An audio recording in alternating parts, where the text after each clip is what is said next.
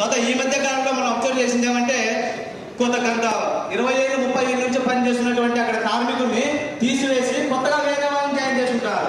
అది ఎందుకో తెలియదు, ఎందుకు చేస్తున్నారో తెలియదు. సీనియారిటీ ఉన్న వాళ్ళని కూడా తీసేసి సూపర్వైజర్ని పనిచేసే వాళ్ళని కొత్త వాళ్ళని రిక్రూట్మెంట్ చేసుకుంటారు. మరి ఎందుకో తెలియదు. దీన్ని కూడా మీరు చర్య తీసుకోవాలి సార్. తర్వాత అనంతపూర్లో విచ్చలవిడిగా ప్రైవేట్ హాస్పిటల్స్ పుట్టగొడుగులో పుట్టుకొస్తున్నాయి. ఒక్కో హాస్పిటల్కి వెళ్తే ఒక్కొక్క రేటు, ఎక్స్రేకి ఒక రేటు, ఎంఆర్ఐ స్కానింగ్ ఒక రేటు, సిటీ స్కానింగ్ ఒక రేటు.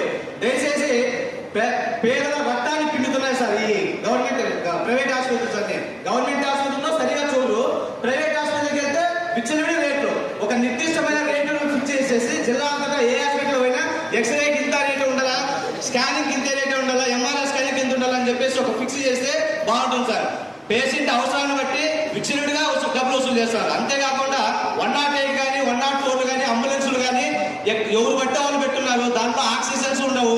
ఆ రేటు వాళ్ళ అవసరాన్ని బట్టి అంటే బెంగళూరు మన గవర్నమెంట్ ఆసుపత్రిలో డాక్టర్లు ఏం చేస్తారు, కొద్దిగా గట్టిగా మాట్లాడితే మా చేత కాదు, ఇది క్రిటికల్ కేసు, బెంగళూరు గ్యాస్ పండి, కర్నూలు గ్యాస్ పండి, లేదా తిరుపతి పండి అంటే ఇక్కడ డాక్టర్లు ఎక్విప్మెంట్ లేవా, అక్కడైనా ఉండేది.